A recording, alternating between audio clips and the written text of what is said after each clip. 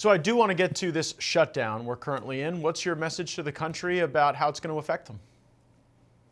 Well, here's the deal, Matt. Obviously, Democrats, even some in my own state, we've got our, Senator Kelly, and others trying to convince the American people that this is the Republicans' fault.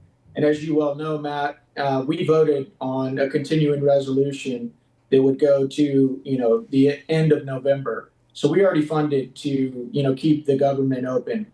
And what I've got to say is when CNN and Jake Tapper are basically calling you out and telling Democrats, no, this is on you. If we're going to be consistent with how we've covered shutdowns, you guys are the ones that are continually voting against it. That's number one. I think that's so important here. We understand and we know who's to blame for this shutdown. But I do want to give a shout out to the Trump administration, even though the Democrats have shut the government down on a clean CR, which most of them have voted for, 10 or 20 times.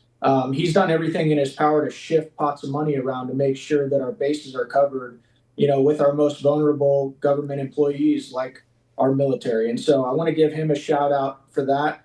Who knows how long this is going to go on, Matt, but I do hope that Republican leadership continues to hold a hard line, because if we cave on this, Matt, it's going to be a very difficult 3 years going forward. Every time we try and fund the government, the Democrats will come in and say, we want X, Y, and Z. And if you don't give it to us, we're going to shut down the government. So it's very important, especially this early in the game, that we hold the line, put political pressure on them, and remind the American people whose fault this is.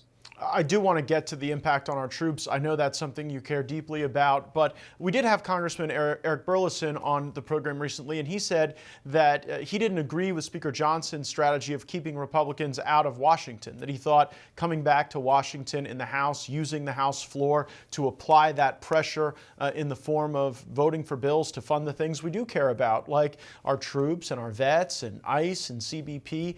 Do you think it's a mistake that the House of Representatives is not convened currently? Well, I will say this. I will say it gives us a lot of time to work in our districts. Quite frankly, I've got some pretty massive flooding that just took place in my district in Miami and Globe. And so I've been spending a lot of time up there.